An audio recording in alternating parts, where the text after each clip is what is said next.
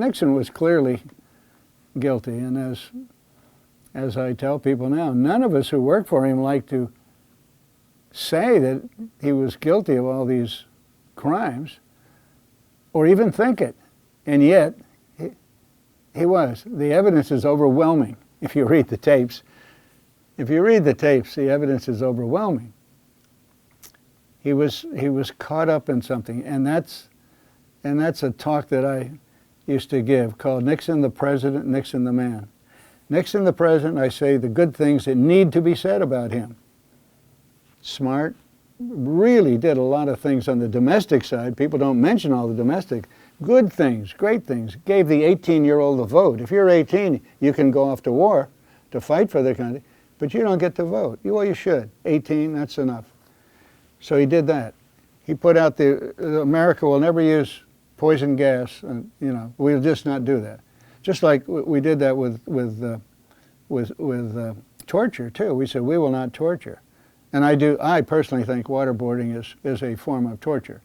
It may be a mild form, but it's torture, and we don't torture people. World War II they didn't have much of that. Treated prisoners pretty well, fed them, they got exercise, and anyway, Nixon did all kinds of wonderful things in the domestic side, and we know the good things he did, especially bringing China back into the community of nations and other things, the way he played China and the Soviet off against one another.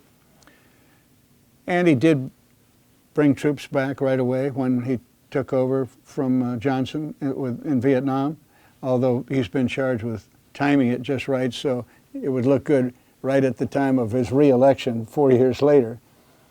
And went to China in February knowing that the fallout from that would spill out during the summer and he'd look really good by fall. So that's politics, so that's sort of par for the course. So, but then after I left government, when I was let go by Ford, I was let go by Ford, not by Nixon. Of course, Nixon, his exit was pretty fast. It came up there in August, and August 9th he was gone. Just a little bit after I testified before the Judiciary Committee in July of '74. August was next month, he was gone. And Ford came in. So I was just known as the guy that did the tapes, and I don't think many people knew that I testified before the Judiciary Committee because it was behind closed doors, unless they heard my name mentioned when the principals were discussing me during those deliberations. But I think I had generally the reputation of being someone anti-Nixon, which I suppose I was at the end because of the people I knew going to jail. I mean, he just let him go. It was as though he could have cared less.